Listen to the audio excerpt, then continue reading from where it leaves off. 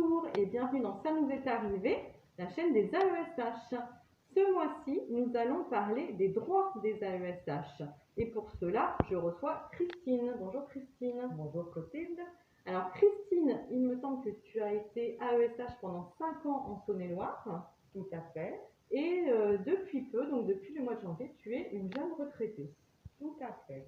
Bien, je te remercie de prendre un peu de ton temps pour participer à cette vidéo. Donc c'est simple, aujourd'hui, Christine va tirer au sort des questions dans ce petit bol, des questions sur les AESH, sur leurs droits. Et si elle trouve la bonne réponse, elle aura un petit œuf en chocolat. Donc les papillotes, c'est fini, hein, c'est révolu. Nous passons aux œufs en chocolat à présent.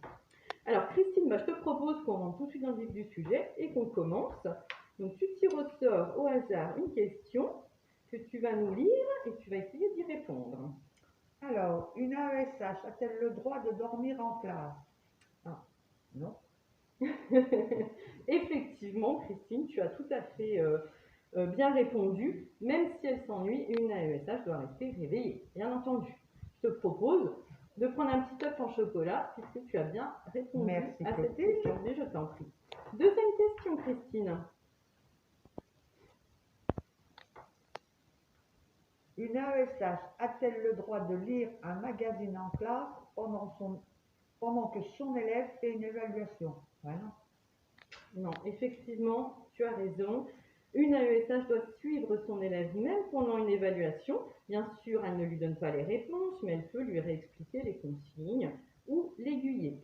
Christine, tu as bien répondu, tu peux prendre un deuxième petit œuf en chocolat. Merci Clotilde. Mais de rien, je t'en prie.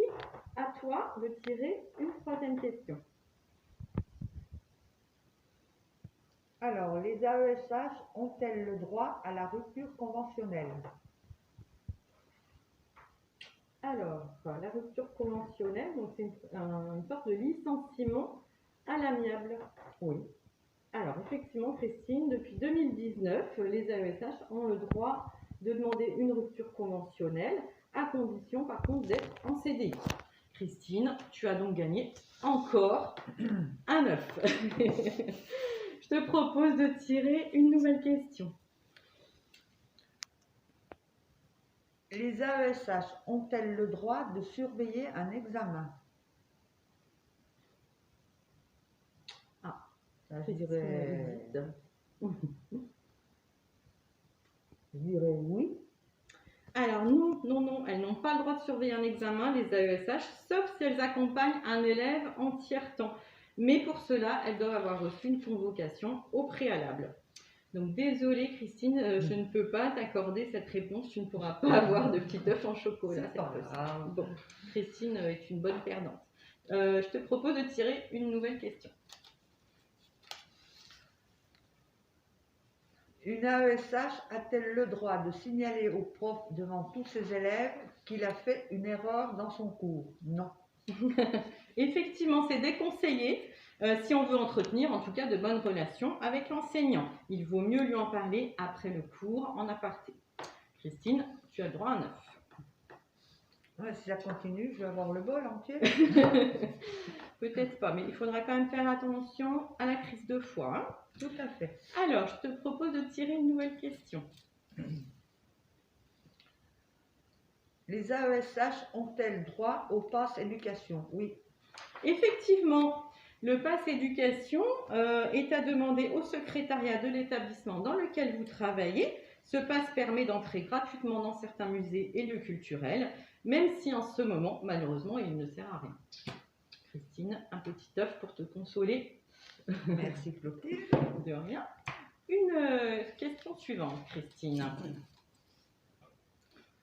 Une AESH a-t-elle le droit de filmer le prof avec son téléphone pendant le cours pour le montrer à ses collègues parce qu'il est mignon? Non.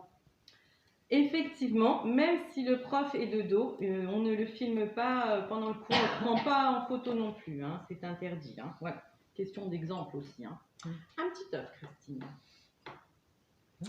Alors, une question encore, Christine. Les AESH ont-elles le droit à un cumul d'activités? Alors, est-ce que les AESH ont le droit d'avoir plusieurs emplois en fait? En plus d'être AESH, est-ce qu'elles peuvent faire un autre emploi? Ben oui. Effectivement, si le contrat signé a une quotité égale ou inférieure à 70%, à condition de ne pas dépasser la durée légale du temps de travail. Par contre, certaines activités sont interdites et une déclaration auprès de la hiérarchie doit être déposée. Christine, un petit œuf. Merci Clotilde. Je t'en prie, je te propose de tirer une nouvelle question. Une AESH a-t-elle le droit de répondre à un texto en classe? Non. Alors, effectivement, c'est déconseillé, c'est toujours la même chose. L'AESH doit montrer l'exemple et donc ne répond pas à ces textos en classe. Un œuf, Christine. Merci. Question suivante. Les AESH ont-elles le droit de grève? Oui. Effectivement, donc ça, on en a parlé dans la vidéo précédente sur le droit syndical. Effectivement, donc les AESH ont le droit de faire grève. Un petit œuf. Je vais vider ton bol, Clotilde. Mais écoute, félicitations, pour l'instant, c'est quasiment un sans faute. Hein. Merci. Alors, je t'en prie, tire une avant-dernière question. Une AESH a-t-elle le droit de mâcher un chewing-gum en classe? Non. Alors, effectivement, il n'y a pas de loi ou de décret qui parle de ce problème récurrent, le mâchage de chewing-gum en classe, mais l'AESH doit montrer l'exemple. Les élèves n'ont pas le droit, donc l'AESH non plus. C'est quand même mieux. Voilà, un petit œuf, Christine. Je te dis, je vais emmener le bol. Alors, dernière question pour cette vidéo sur les droits des AESH. On t'écoute, Christine. Les AESH ont-elles le droit aux chèques vacances? Non. Alors, Christine, je suis désolée de te contredire, mais oui, les AESH ont le droit aux chèques vacances depuis le 1er janvier 2021. Pour en faire la demande, il faut aller sur le site de votre académie. Donc, désolée, Christine, je ne peux pas te donner un petit œuf en chocolat pour C'est cette bien question. dommage. Voilà. Eh bien, écoute, Christine, cette vidéo est terminée. Je te remercie d'avoir été avec nous aujourd'hui. De rien, Clotilde. Pour ma part, je vous retrouve le mois prochain pour une nouvelle vidéo. Et je remercie Emma qui a bien voulu nous filmer aujourd'hui. Est-ce que je peux avoir une papillote du coup? Alors, Emma, tu vois bien, des papillotes, il n'y en a plus. Je te l'ai déjà expliqué. Maintenant, ce sont des œufs en chocolat, Emma. Mais moi je préfère les papillotes en fait, comme Jean-Philippe d'ailleurs. Ben oui, mais bon, des fois, on n'a pas toujours ce qu'on veut, Emma. Donc, tu prends un œuf en chocolat ou tu ne prends rien. Hein, voilà, très bien. Ah, merci. Ben, de rien. En tout cas, merci et au mois prochain.